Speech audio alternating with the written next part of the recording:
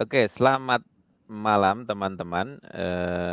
Malam ini kita akan berdiskusi tentang tema yang tidak biasa ya, yaitu tentang Defense Heritage bersama dengan pakar ya, Dr. Jean Francis. Saya panggilnya gimana nih, Jean Francis? Ya, Mbak Jen aja. Oh, Mbak Jean ya. Mbak Jean ini adalah lulusan dari Universitas Pertahanan. Beliau menulis tentang Defense Heritage ini, dijadikan sebuah disertasi ya yang mengantarkan Mbak Jean ini menjadi seorang doktor pakar di bidang Defense Heritage. Saya diberikan link di sini dijelaskan bahwa Defense Heritage itu adalah satu kajian yang di mana sudah dimulai oleh negara-negara maju ya, seperti Malta, Polandia, Prancis, Inggris, Australia, Amerika, Kanada, dan Singapura. Mbak Jen, sebelum kita masuk pada Defense Heritage ini, ceritanya gimana kok bisa tertarik pada tema ini? Silakan. Ya, pertama-tama saya ucapkan terima kasih ya Mas Ma'ruf, saya panggilnya Mas aja ya, Mas Ma'ruf, atas kesempatan sharing pada malam hari ini, di mana saya ingin mungkin berbagi kembali gitu ya, flashback kenapa bisa ada Defense Heritage ini, dan kemudian secara ontologi, secara keilmuan kenapa ya harus ada ya, harus berada gitu kurang lebih, tidak hanya cultural heritage. Mungkin kalau Mas Ma'ruf kan pasti penyuka film ya, saya lihat dari postingan Mas Ma'ruf ya, penyuka film, kan kita tahu ada Oscar ya Mas Ma'ruf ya, salah satu penghargaan Oscar itu di Oscar 2022 kalau nggak salah, sutradara Bong Joon-ho itu pernah mengatakan bahwa sesuatu yang sebetulnya sangat humanis itu sebetulnya atau dikatakan otentik itu adalah sangat personal gitu ya. Awalnya saya tidak paham tuh maksudnya seperti apa gitu. Tapi ketika saya terjun ya mengalami sendiri Defense Heritage ini, ternyata ada memang beberapa hal yang kalau saya tarik ke belakang ya ini titik-titik di mana kalau saya tarik oh ternyata satu garis loh gitu yang kemudian mengantarkan saya menjadi yang sudah disebutkan Mas Ma'ruf ya, dokter Defense Heritage gitu di bidang Defense Heritage. Pertama-tama waktu saya kecil itu sering ke museum Mas Ma'ruf. Mas Ma'ruf dulu museum apa pertama? Masih ingat nggak waktu masih kecil? Museum, wah udah lupa museum apa ya, lupa lah. Ya museum-museum Monas. biasa. Monas belum mengenal Monas. Masa kecil saya di Solo, Jogja. Di Solo ya, di Solo itu apa ya? Ada Monumen mungkin Jogja museum keraton gitu? Kembali, Monumen Jogja Ya, Kembali ataupun Keraton Jogja Jogja kembali, Solo. Keraton Jogja. Nah itu masa kecil kita ya, dimanapun kita berada, mungkin pernah ke museum. Nah terus kemudian S1 saya, Mas Ma'ruf itu, saya belajar, saya prodi Perancis UI, angkatan 2006, lulus 2010. Itu ada beberapa pengajaran dari dosen saya yang sangat mengena bagi saya, yaitu terutama metode penelitian sejarah namanya l'histoire de grande mentalité. Artinya kita belajar suatu sejarah itu dari narasi, dari sejarah mentalitas bangsa, bukan dari penokohan saja. Nah ini cukup pada waktu itu umur saya masih, mungkin saya masuk kuliah S1 itu umur 16 tahun, ya lulus umur 20 tahun, itu ya salah satu pengajaran itu, kemudian dasar-dasar filsafat gitu ya, itu cukup mengena bagi saya. Kemudian saya lanjut kan waktu itu belum ada LPDP Mas Ma'ruf, saya lanjut cari beasiswa yang di depan mata itu kan Unhan ya. Saya lanjut S2 Unhan, di mana saya belajar ilmu pertahanan, lalu saya jadi tahu loh, ternyata pertahanan tidak hanya militer ya, ada aspek-aspek termasuk ketahanan pangan yang menjadi bagian dari pertahanan. Kemudian saya dapat beasiswa summer school, saya tinggal 1 semester di Polandia, di Poznan, itu kurang lebih 3 jam dari Berlin. Nah itu di sana itu banyak heritage, military heritage Mas Ma'ruf. Jadi ada bekas-bekas waktu Jerman membom Polandia, kemudian ada bekas-bekas penjajahan Rusia di Polandia. Nah pokoknya kayaknya Poznan ini kayaknya kota sejarah banget gitu ya.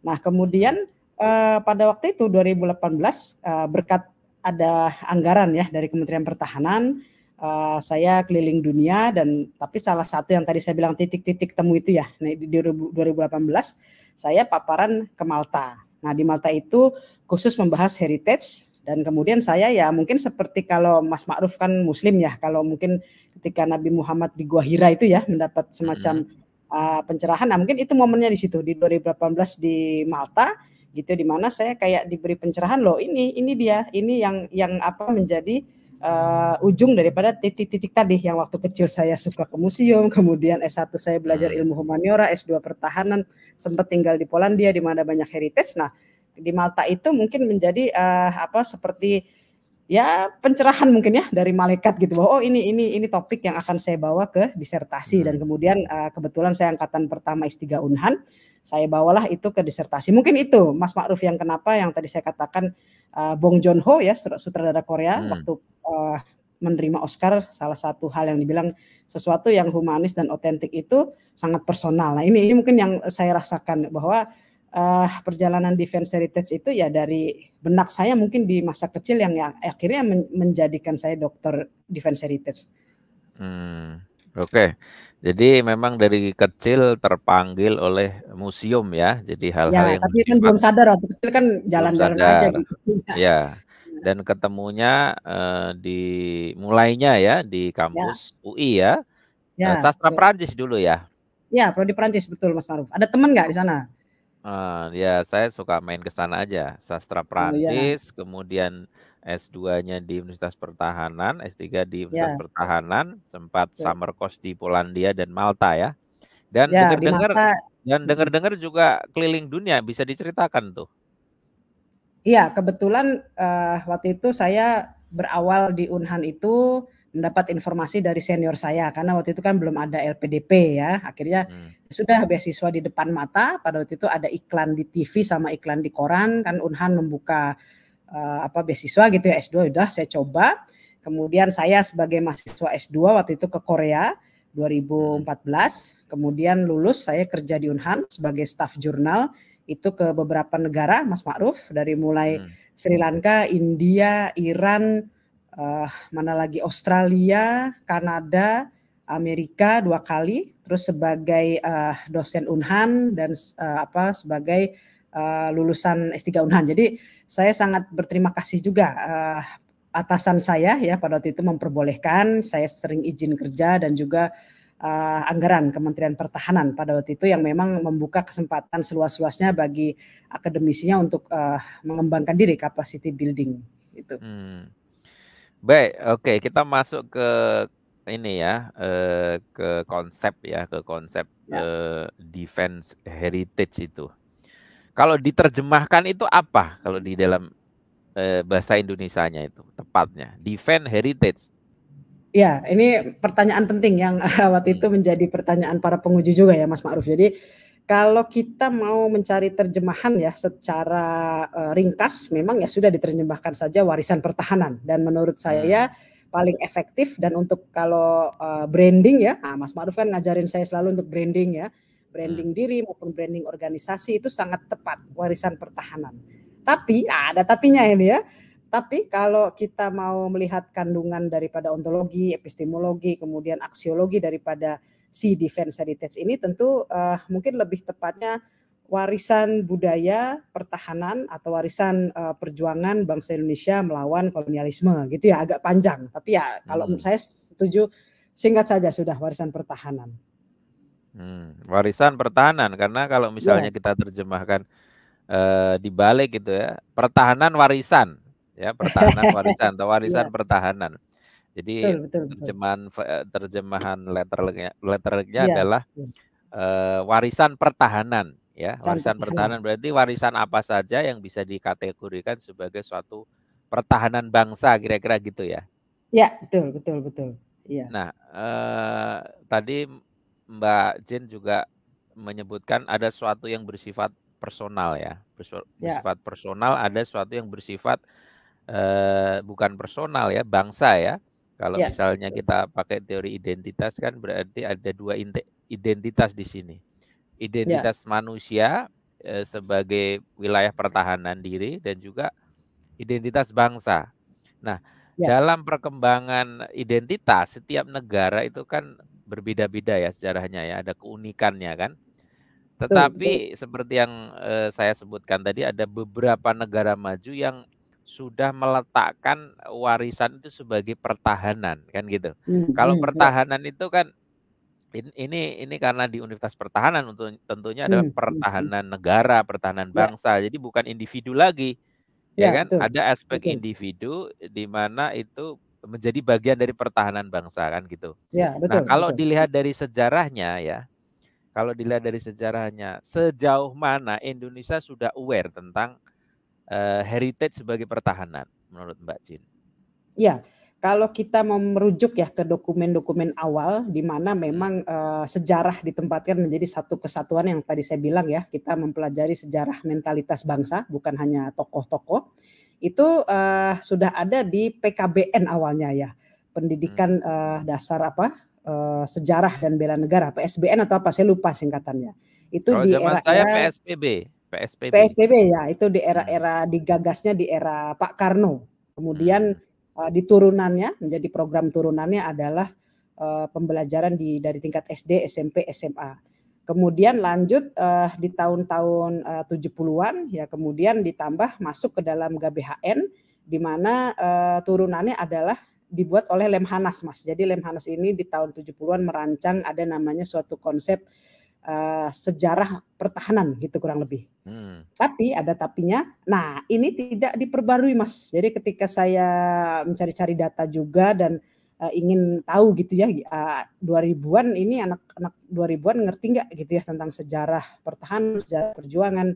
Kalau merujuk yang sudah dirumuskan oleh Lemhanas itu belum terbaharui. Artinya sejarah masih dipandang penokohan gitu ya, masih siapa misalkan founding fathers ya Soekarno Hatta saja gitu ya, dan fokusnya hanya perjuangan-perjuangan di daerah Jawa gitu. Jadi narasi-narasi yang dibangun itu menurut saya masih sama dengan narasinya Profesor Nugroho Notosuntato ya, yang terkenal sebagai sejarawannya Orde Baru gitu. Artinya di situ perlu suatu perombakan, menurut saya perombakan besar-besaran yang tentu saja harus didukung oleh kebijakan dan anggaran gitu ya, supaya kembali ke tadi metode pembelajaran sejarah kita, kalau kita mau fokus menjadi negara besar ya 2045, kita harus tahu jati diri kita dengan utuh. Di Aceh ada apa sih gitu ya, ada perjuangan apa. Kita harus petakan itu, kita harus tahu titik yang paling rinci dan katakanlah perjuangan apa saja. Dari Sabang sampai Merauke,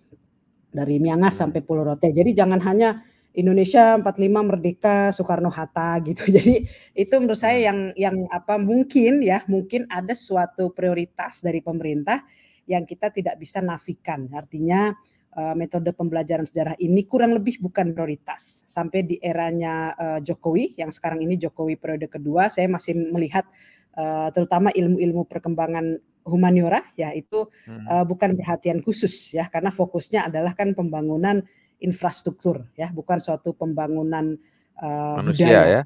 Ya manusia tadi kan Mas Ma'ruf menyebut negara-negara rujukan ya daripada penelitian ini.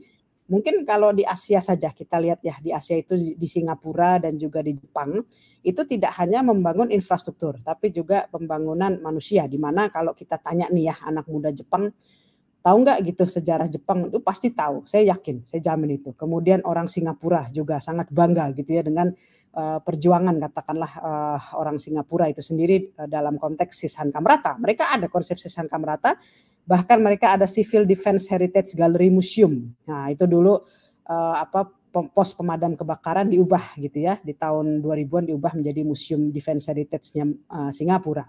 Jadi inilah kalau saya berani katakan kita tidak fokus ke sana ya karena kita ekonomi nomor satu. Sejarah mengikuti. Kalau di negara maju, negara modern, nomor satu itu sejarah, ekonominya mengikuti. Gitu. Jadi di mana ada pembangunan sejarah, pembangunan perkembangan dinamika manusia, pemikiran-pemikiran humaniora, di situ ekonominya baru dibangun. Gitu, Mas. Jadi pergerakan defense heritage di Indonesia ini kalau boleh dibilang tuh mengalami penurunan ya. Jadi ada kesadaran yang belum nyampe di tingkat penguasa ya. Ya, Nah, sadar ada iya, Mas. sadar sudah tapi tidak ada program nyata. Prioritas Ya, mungkin ya. ya. Nah, Mbak Jin, ini menarik. Jadi tadi kan disebutkan di awal ya bahwa Defense Heritage itu adalah warisan sejarah bangsa Indonesia di masa kolonial sampai sekarang ya. Ada kata-kata kolonial di sini dan juga sejak kapan tadi Mbak Jin sudah menyebutkan sejak Pak Karno kan gitu. Nah, kalau kita lihat bangsa-bangsa yang besar itu kan memiliki sejarah yang panjang di belakangnya ya. Mereka banggakan bangsanya walaupun bangsanya kita sebut sebagai bangsa kolonial. Misalnya Inggris ya. Inggris adalah negara imperium kolonial yang memiliki masa 200-300 tahun berkuasa hingga sekarang lah digantikan dengan Amerika. Nah, Indonesia kalau mau kita tarik ini kan ada masalah juga nih. Sejak kapan sebenarnya ya pembentukan bangsa Indonesia yang kira-kira kalau kita bisa bilang mungkin sebelum 28 kali ya. Mungkin sebelum 28 atau sejak pertama kali Nusantara itu dikenal dimasuki oleh kolonial. Nah, kira-kira mulainya itu dari mana menurut Mbak Jin?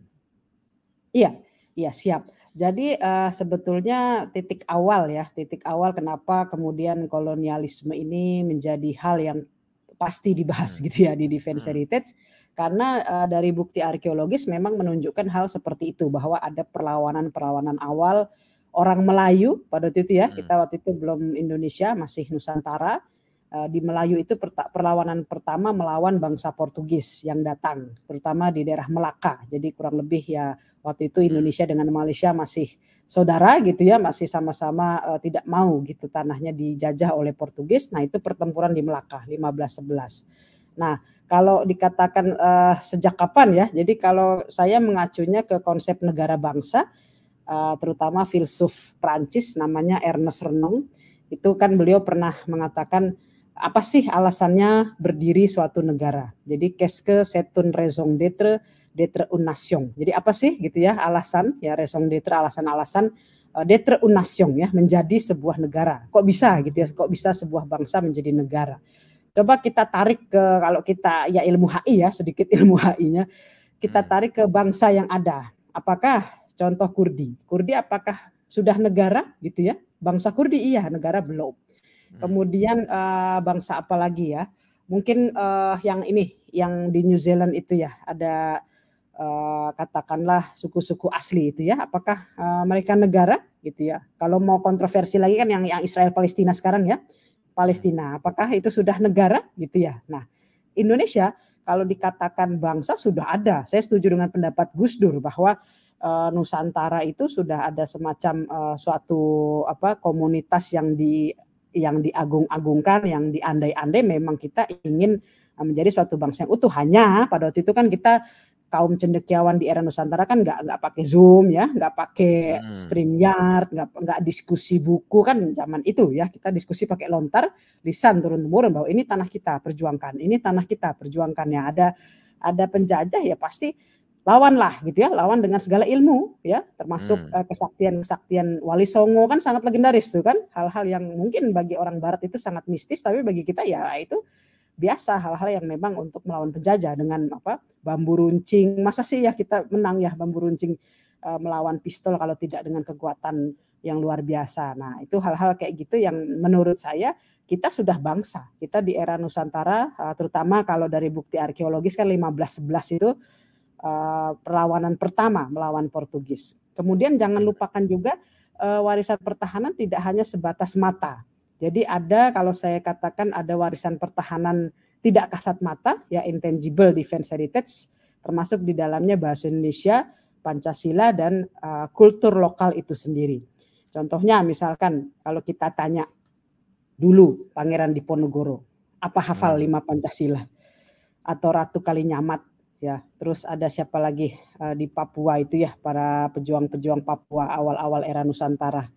Terus sultan-sultan di Sumatera, apa mereka hafal gitu ya Pancasila, satu ketuhanan? Kayaknya enggak ya, mereka tidak. Tapi ya Tapi nilai-nilai itu sudah ada yang kemudian menjadi benteng pertahanan ya tidak kasat mata ya. Kemudian yang kedua berkat penelitian yang tidak kenal lelah dari orang-orang Eropa ya tentang bahasa Indonesia, bagaimana sih sejarah kemunculan bahasa Indonesia, itu kan di Barus ya di daerah Medan ditemukan ya lontar-lontar apa namanya, bukan lontar, semacam historiografi awal bagaimana bahasa Indonesia itu bisa menjadi bahasa Indonesia sekarang, termasuk kan Raja Ali Haji dengan Gurindam 12 ya. Nah, ini juga intangible defense heritage bahasa Indonesia. Kemudian yang ketiga adalah kultur lokal itu sendiri, contohnya batik ya. Kita kalau kemanapun di luar negeri, itu saya kalau lihat di luar negeri itu kalau mampir ke teman-teman PPI ya atau ke KBRI, KJRI itu bangga sekali dengan batik ya.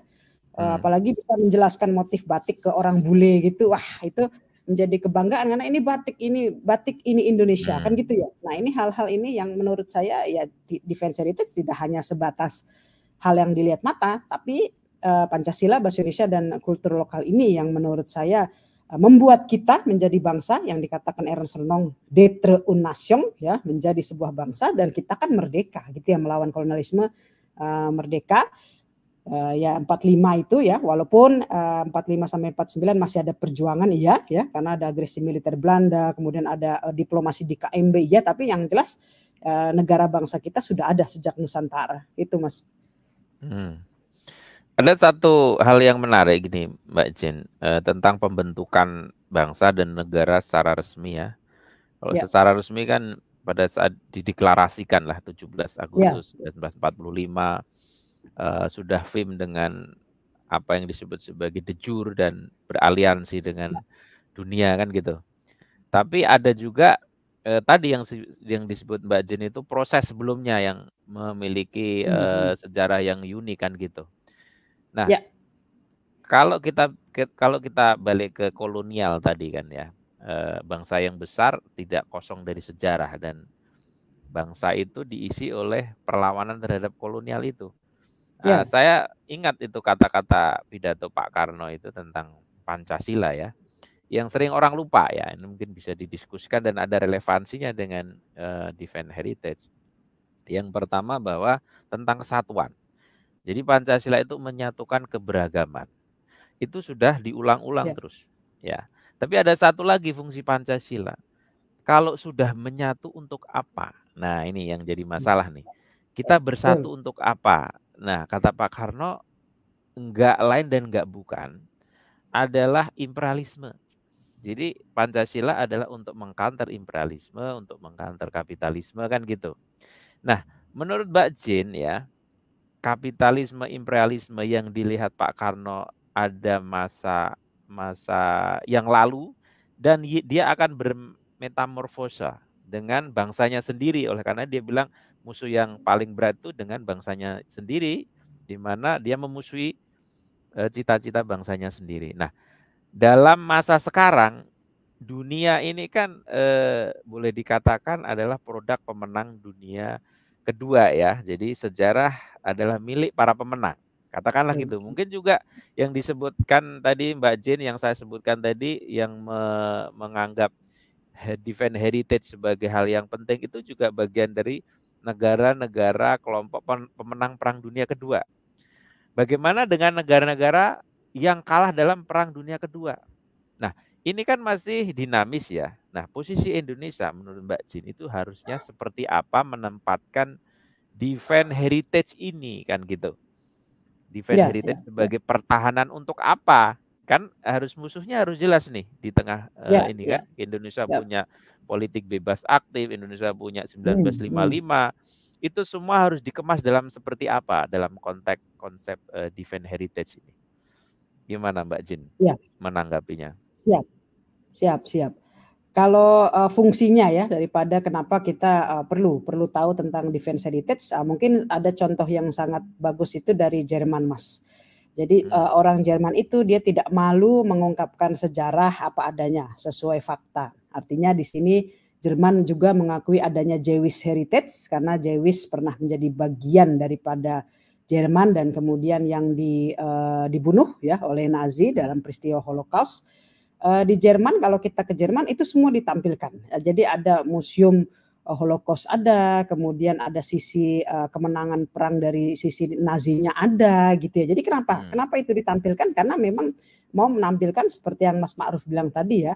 Artinya kalau negara modern ya pasti ingin tahu jati dirinya ya seperti apa adanya. Tidak ada yang kemudian ditutupi atau hanya dari sisi Nazi katakanlah gitu ya. Kalau orang Jerman nggak mau maju ya udah nggak ada tuh apa istilahnya museum-museum Holocaust yang menceritakan bahwa Nazi itu kejam, Jerman itu kejam kan gitu. Tapi justru dengan Nazi ada istilahnya dalam bahasa Jerman. Saya karena tidak bisa bahasa Jerman, saya tidak bisa mengucapkannya ya. Tapi artinya dari istilah itu adalah keterbukaan terhadap sejarah. Jadi bahwa kalau seseorang itu dia paham tentang sejarahnya, jati dirinya, dia akan bisa mampu melompat jauh, terutama menjadi negara yang modern, menjadi bangsa yang modern, karena tidak ada lagi yang ditutupi, tidak ada lagi semacam fraksi ya, bahwa oh gue keturunan pahlawan A, lu keturunan korban, berarti lu nggak berhak istilahnya menempati eselon-eselon di negara ini gitu kan. Oh, gue keturunan pahlawan militer, gue berhak nih menjadi seseorang di negara ini. Ya, lu kan bukan siapa-siapa. Nah, tidak lagi begitu. Karena apa? Karena ya kita paham bahwa konsep negara bangsa untuk semuanya, di mana sejarah itu menjadi pembelajaran, sejarah harusnya ditulis secara adil ya, tidak hanya dari satu sisi atau sisi pemenang, tapi juga kita melihat dari semua sisi. Dan kemudian apakah memang ini kelahiran Defense Heritage ini kemudian menghilangkan tadi negara penjajah, saya rasa sulit ya, karena justru perjuangan kita di awal-awal itu yang memang melawan penjajah gitu, termasuk katakanlah kalau ada suatu penemuan yang menarik nih Mas, jadi waktu Dendels ya itu bangun infrastruktur jalan itu kan katanya kerja paksa, ternyata ya ini profesor sejarah yang ngomong, mantan dosen pembimbing saya ya, Prof. Joko Marihandono FIB UI.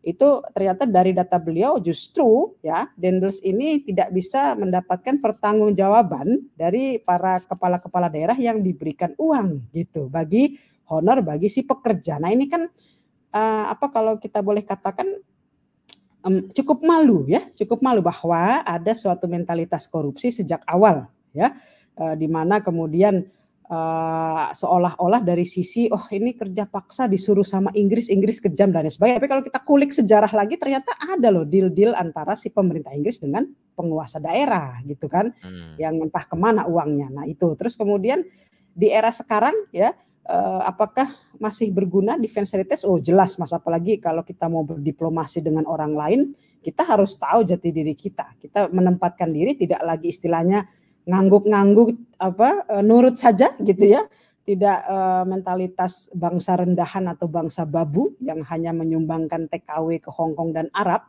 tapi kita bangsa yang punya perjuangan, kita bangsa yang berani berdiplomasi, kemudian berani menjadi ekonomi dunia minimal di ASEAN lah ya, kita bangsa yang terbesar.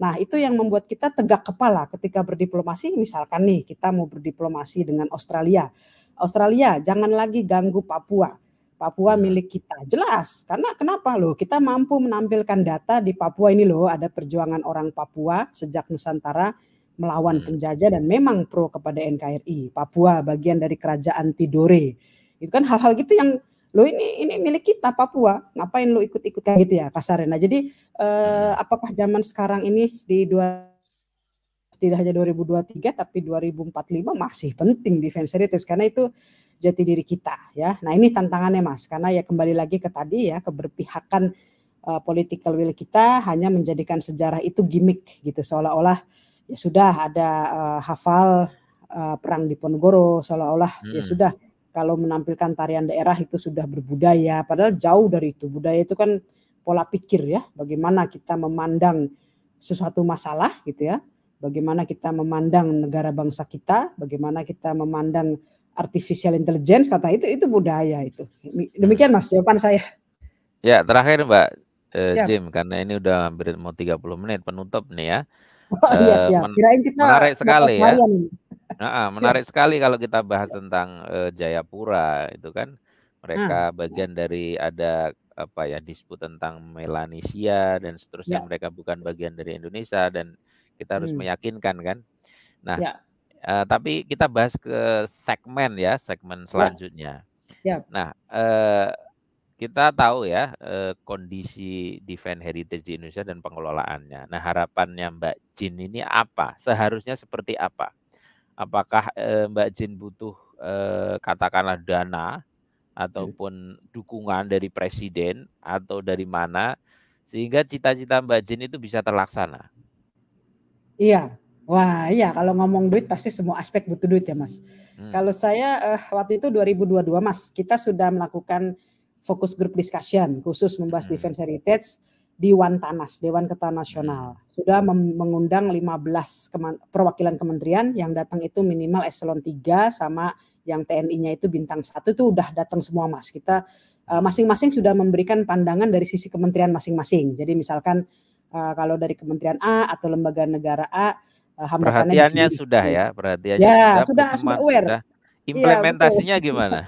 Nah, implementasinya mungkin pertama-tama adalah ubah dulu. Jadi jangan hanya Undang-Undang nomor 10 tahun 2011 itu kan tentang cagar budaya ya, di mana fokusnya ya sudah dari setiap daerah kan ada tim ahli cagar budaya itu ya, di mana di situ tidak ada ahli pertahanan gitu. Yang ada di situ adalah ahli arkeologi sama ahli sejarah gitu, tidak ada ahli pertahanan dilibatkan. Ya harusnya di dalam tim itu, di dalam tim ahli cagar budaya ada dilibatkan ahli pertahanan, ahli maritim gitu ya, itu dilibatkan. Kemudian yang kedua, undang-undangnya jangan disebutkan secara kaku cagar budaya gitu, karena kan cultural heritage sendiri itu ada banyak, ada industrial heritage, maritim heritage gitu kan. Sebutkan saja warisan semacam warisan sejarah bangsa gitu, jadi lebih masif lagi. Kemudian yang ketiga tentu yang tadi Mas sudah sampaikan ya, perhatian terbaik dalam segala hal adalah anggaran. Nah kalau kita istilahnya bagi yang pacaran atau sudah menikah, misalnya aku sayang kamu tapi nggak ditransfer duit, itu gimana ya gitu. itu hal yang rasa sayang pemerintah harus dalam bentuk yang paling nyata, yaitu konkret adalah memang anggaran dalam bentuk program, tentu saja program yang sampai pemerintah daerahnya itu harus ada gitu kan. Kalau di daerah itu kan ada RPJMD ya, rancangan pembangunan daerah gitu ya, jangka menengah, ada rapat-rapat musda ya yang mengundang semua organisasi anak-anak muda. Nah, disitulah program paling minimal yang terjadi adalah adanya field trip gitu di daerah setempat, mengulik-ngulik ada sejarah perjuangan apa sih di daerah itu. Nah, itu udah paling top. Paling maksimal adalah Mas, ada cita-cita dari saya itu Indonesia belum punya ya yang namanya museum pertahanan. Jadi Indonesia Defense Museum itu kalau ada, dan saya masih hidup bisa menyaksikannya, itu mungkin akan menjadi hal yang paling bahagia ketika saya hidup. Itu Mas. Museum belum ada ya? Museum pertahanan belum ada. Waktu itu saya sudah merancang konsepnya gitu ya, blueprintnya dan kurang lebih sudah saya paparkan lah gitu ya ke teman-teman dari Kemhan maupun TNI ya. Mereka sama kembali bahwa ya selama kalau dukung sih dukung, tapi kan selama implementasi, apalagi kalau pembangunan museum itu kan stakeholdersnya harus sampai DPR tuh Mas. Kalau DPR urusannya parpol. Ya. Makasih Mbak Jin, ini kita udah 30 menit, kita bisa diskusi dengan tema yang lain di kesempatan yang lain. Makasih Mbak Jin. Iya, terima kasih banyak Mas Ma'ruf. Siap.